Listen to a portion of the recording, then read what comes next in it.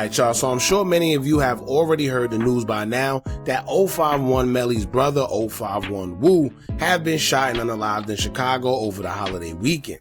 And before we continue, we have to explain that there's been a big mix-up between reports, and we cleared it up a bit in the previous video, but for y'all that didn't see that video, I'll clear it up again.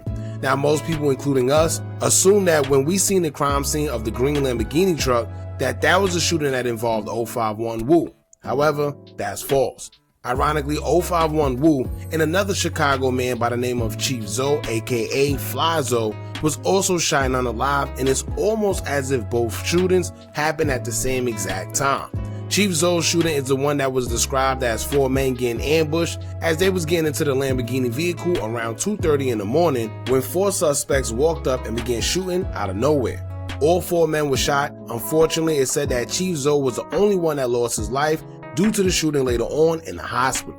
Now, I didn't know much about Chief Zoe, but from glancing at his social media, he seemed like he wasn't into the whole drill scene, and instead, he was more so about getting to a bag. So his shooting was kind of confusing unless it was a situation that happened with him and the suspects while they were out, where they got into an altercation and maybe liquor or drugs were involved, then one thing may have led to another. Because it's clear that they were out for the holiday season celebrating, so I wonder if that was the reason behind the shooting.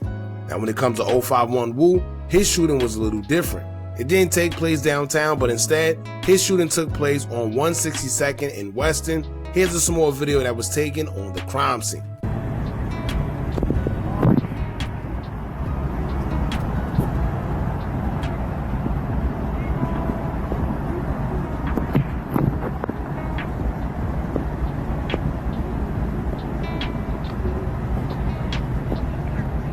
There's a shooting.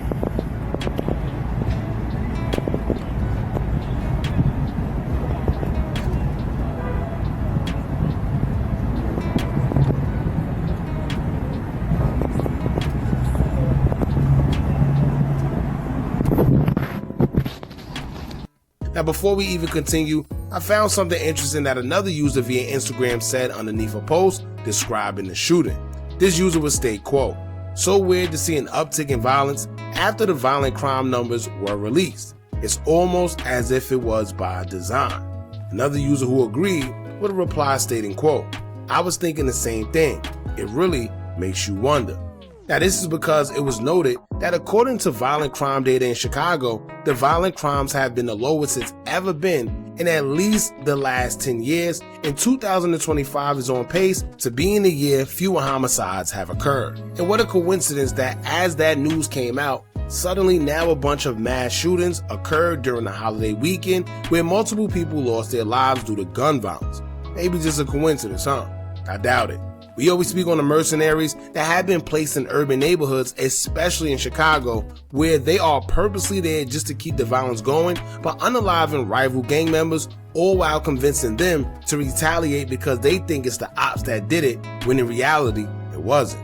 This is also why we never really see any suspects arrested for these crimes, and usually when they finally do, it's put on someone that is no longer here already or already incarcerated for a long time. Good afternoon. Chicago had some headline-grabbing violent crimes this year, but overall the city saw a big drop in the number of murders and shootings. Experts say it's hard to pinpoint just what's behind the downward trends, suggesting there are likely many factors playing a role. A weekend shooting downtown left 1 man dead and another 3 wounded, serving as a reminder that big cities can be dangerous places. But in 2025, Chicago overall was a much safer place than it has been in years past. According to an ABC7 data team analysis of CPD crime stats through December 20th, there have been 417 murders in Chicago. That's the lowest number in at least 10 years. It represents a 36% decline from the average of the last 3 years. Police Superintendent Larry Snelling says there are many factors involved. Partnerships, everyone working together across the board, internally within the Chicago Police Department, top-down leadership, intelligence-driven policing. This past summer, a mass shooting at a nightclub left 4 people dead and another 14 wounded by gunfire, and yet this year, shootings across the city are way down. Chicago is on pace to have fewer than 2,000 shooting victims for the first time in a decade, which is a nearly 40% decline compared to the average of the past 3 years. A University of Chicago Crime Lab analysis of this year's crime statistics found that violent crime was down not just in Chicago, but in many other big cities too. Why? The honest answer is we don't know exactly why crime is down. There has been a lot happening in the last few years, as we're all aware, a lot of economic, social, institutional factors. They're all changing at the same time. The study suggesting that Chicago's decline in violent crime may not be due to specific things happening here, but violence prevention groups believe their efforts are helping make a difference. One shooting or one, murder is one too many, but when you think about over 10 years, a concerted effort to reduce violence is moving in the direction that we expect. The mayor believes critical investments are paying off. So whether it's the partnerships or the investments, that's necessary. That's investments in youth employment, mental and behavioral health care, services and support. But it also means that we have to invest in the divisions of policing that are strategic.